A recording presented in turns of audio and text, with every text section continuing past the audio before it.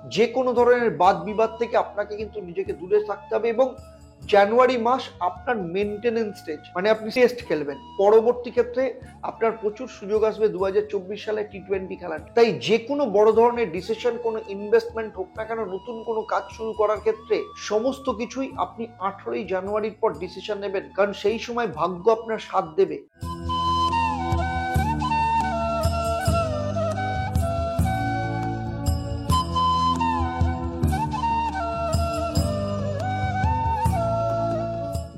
সমস্ত কন্যা রাশির জাতক জাতিকাদের আমার পক্ষ থেকে শুভ নববর্ষের প্রীতি ও শুভেচ্ছা এবং আন্তরিক অভিনন্দন জানাই। নমস্কার, আমি অ্যাস্ট্রো আচার্য দেবদত্ত। দেব দর্শন পর্বে আপনাদের সবাইকে স্বাগত জানাই। দেব দর্শন পর্বে আজ আমি আলোচনা করব জানুয়ারি মাসে কন্যা রাশির মাসিক রাশিফল। কেমন হবে আপনাদের অর্থ, স্বাস্থ্য, পারিবারিক অবস্থা, দাম্পত্য জীবন, প্রেম, বিবাহ, বিদ্যা শিক্ষা, কেরিয়ার, ব্যবসা, কর্মক্ষেত্র, সমস্ত কিছু নিয়ে এখানে আমি ডিটেলসে চর্চা করব। সব সেক্টর নিয়ে পয়েন্ট টু পয়েন্ট এখানে আমি আপনাদের সাথে আলোচনা করব। সেই সাথে আপনারা জানুয়ারি মাসের তারিখ অনুযায়ী কেমন যাবে আপনাদের প্রতিদিন, তা নিয়েও আপনারা এখান থেকে জানতে পারবেন। সেই সাথে এই ভিডিওর শেষে আমি আপনাদের একটা প্রশ্ন করব এই পর্ব থেকেই, প্রতিবারের মতো। যারা সঠিক উত্তর দেবেন তাদের জন্য কি সারপ্রাইজ আছে আমার তরফ থেকে, সেটাও আমি এই ভিডিওর শেষে জানাবো। আর আমি আপনাদের জানাবো এই ভিডিওর শেষে আপনাদের জন্য থাকবে একটা মহা উপায়, আর সেগুলো নিয়মিত পালন করলে কি কি ফল পাবেন তাও আমি আপনাদের বিস্তারিতভাবে জানাবো।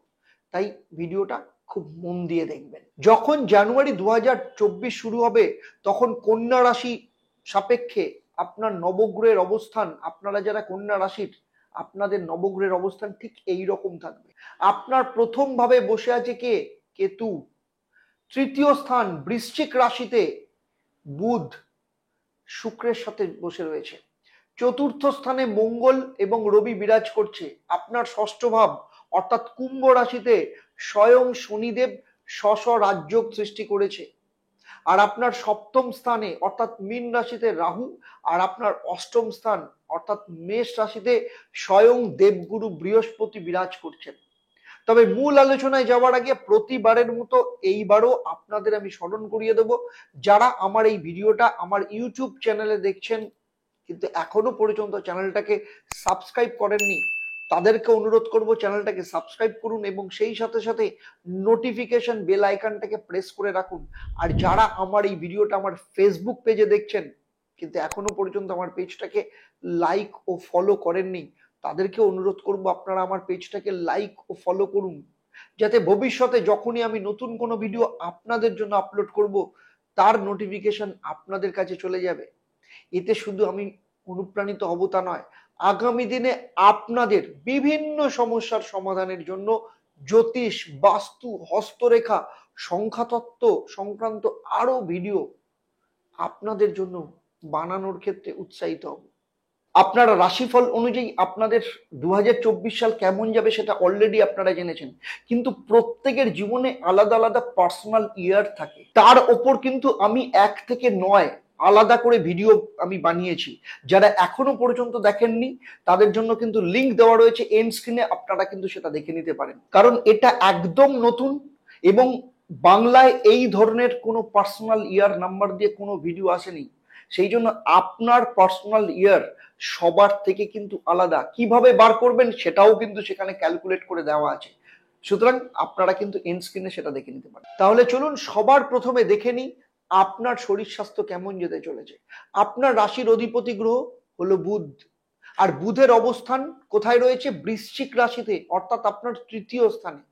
কিন্তু 8 তারিখের পর বুধ ধনু রাশিতে আপনার চতুর্থ স্থানে প্রবেশ করবে।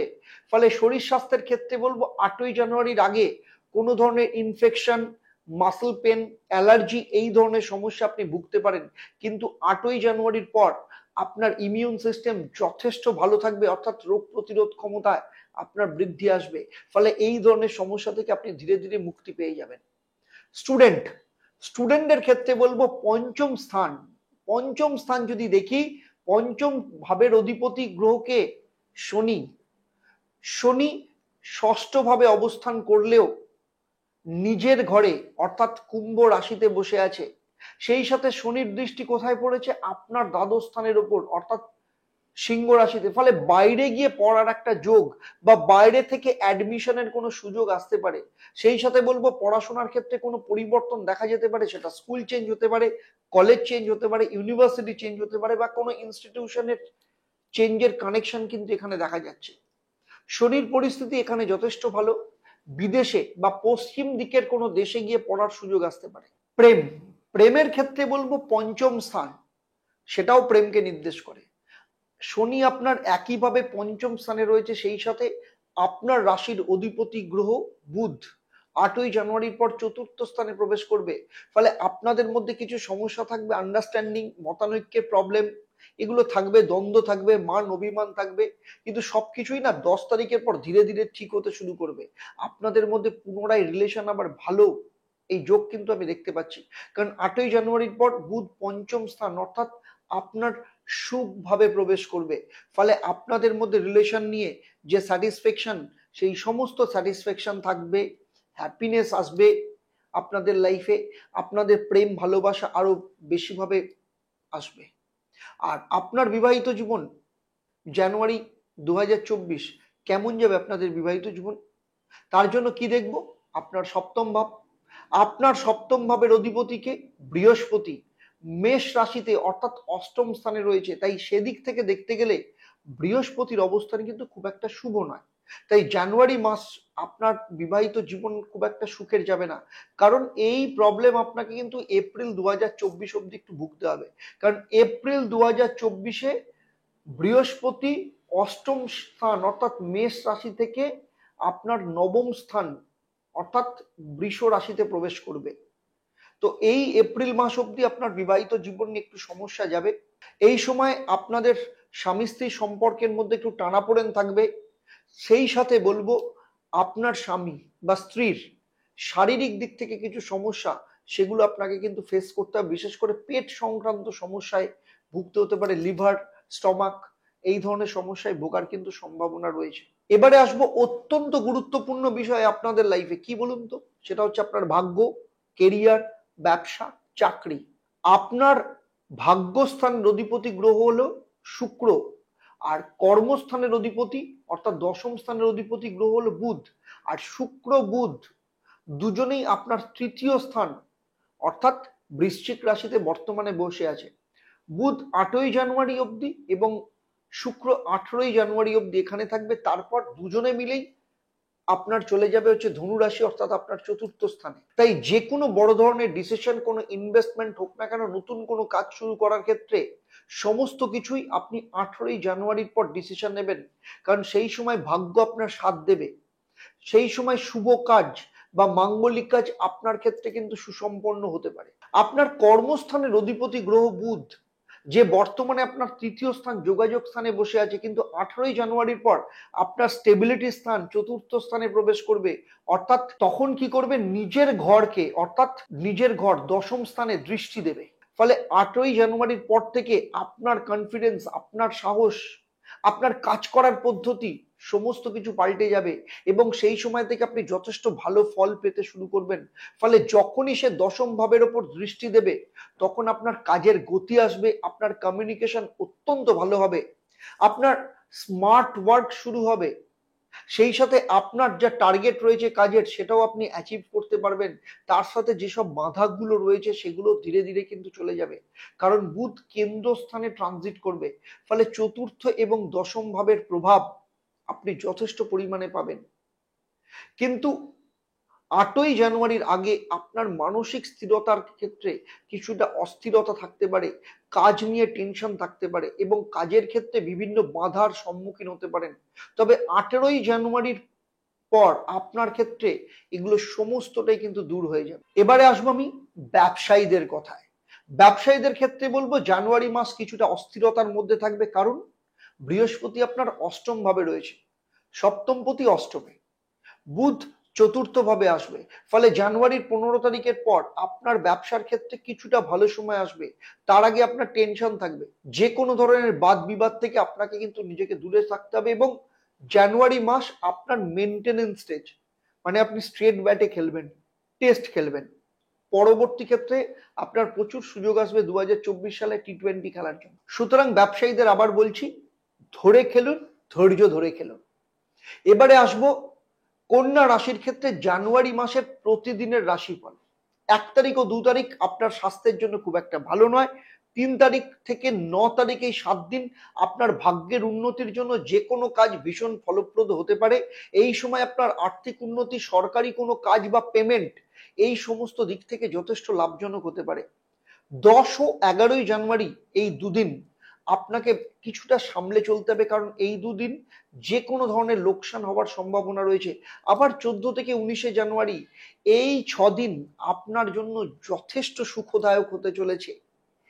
এই সময় আপনার মধ্যে আনন্দ ফুর্তি যথেষ্ট পরিমাণে থাকবে, আর্থিক যোগান যথেষ্ট ভালো থাকবে। 20-21 তারিখ যে কোনো আটকে থাকা কাজ আপনি বের করে নিয়ে আসতে পারবেন। 23 ও 24 তারিখ আপনার পক্ষে লাভজনক থাকবে। 25, 26 ও 27 তারিখ কোনো রকম লেনদেন বা ইনভেস্টমেন্ট করা থেকে আপনাকে বিরত থাকতে হবে। 28, 29, 30, 31 এই 4 দিন আপনার ক্ষেত্রে যথেষ্ট আনন্দের, সুখের থাকবে। পারিবারিক দিক থেকে বা যে কোনো সম্পর্কের দিক থেকে যথেষ্ট ভালো যাবে।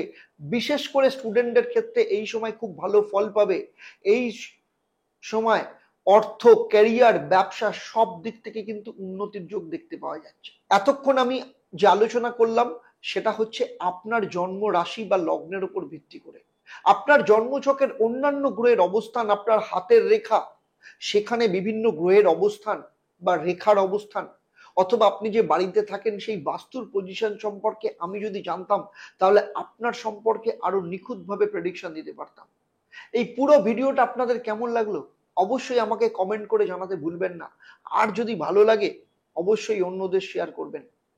আর সেই সাথে যদি কোনো নতুন কোনো বিষয় আপনার জানার থাকে অবশ্যই আমাকে কমেন্ট বক্সে লিখে জানাবেন। আমি চেষ্টা করব ভবিষ্যতে তার উপর কোনো ভিডিও বানানোর জন্য। এবার আসবো আমি এই পর্বের প্রশ্নে। আমি এই ভিডিওতে উল্লেখ করেছি শুক্র ধনু রাশিতে কত তারিখের পর প্রবেশ করবে। আবার বলছি, শুক্র কত তারিখের পর ধনু রাশিতে প্রবেশ করবে। যারা সঠিক উত্তর দেবেন তাদের কি হবে, প্রতিবারের মতো লাকি ড্রয়ের মাধ্যমে আমি 3 জন সঠিক উত্তরদাতাকে বেছে নেব। আপনাদের কিংবা আপনাদের পরিবারের কোনো একজন সদস্যের জন্মছক ও তার সমস্যা নিয়ে আমি পরামর্শ দেব। আর এই পরিষেবা আমার তরফ থেকে সম্পূর্ণ বিনামূল্যে থাকবে। তবে আপনাকে বা সেই ব্যক্তিকে অবশ্যই কিন্তু কন্যা রাশি বা লগ্নের জাতক জাতিকা হতে হবে। এই মাসে আপনার শুভ রং সবুজ এবং গোলাপি। এই মাসে প্রতিদিন স্নান করে বুধের বীজ মন্ত্র জপ করুন। ওম ব্রাং ব্রিং ব্রং স্বাহ বুধায় নমঃ 108 বার পাঠ করবেন। সেই সাথে শুক্রের বীজ মন্ত্র 108 বার পাঠ করবেন। ওম দ্রাং দ্রিং দ্রং স্বাহ শুক্রায় নমঃ। সেই সাথে প্রতিদিন বিঘ্নহর্তা ভগবান গণেশের মন্ত্র 28 বার পাঠ করবেন এবং ভগবান গণেশের পুজো দেবেন। ওম গং বিঘ্নহর্তা শ্রী গণেশায় নমঃ। এতে কি হবে বলুন তো, এতে আপনার প্রথম ও কর্মভাবের অধিপতি বুধ আর অর্থভাব ও ভাগ্যস্থানের অধিপতি শুক্র খুব ভালো ফল দেবে। ফলে বিদ্যা, অর্থ, কেরিয়ার সব কিছুর ব্যাপারেই কিন্তু আপনি ভীষণ ভালো রেজাল্ট পাবেন, ভালো ফল পাবেন। সেই সাথে ব্যবসায়ীদের ক্ষেত্রে বিভিন্ন রকম বাধা সেগুলোও কিন্তু দূর হয়ে যাবে। আজকের মতো আপনাদের কাছ থেকে আমায় বিদায় নিতেই হবে। আবার আপনাদের সাথে দেখা হবে পরবর্তী ভিডিও তুলা রাশির জাতক জাতিকাদের জন্য। আপনারা আপনাদের পরিবারের সকল সদস্যদের নিয়ে সুখে থাকুন, শান্তিতে থাকুন, আনন্দে থাকুন, সুস্থ থাকুন। সেই সাথে নিয়মিত দেখতে থাকুন দেবদর্শন। নমস্কার।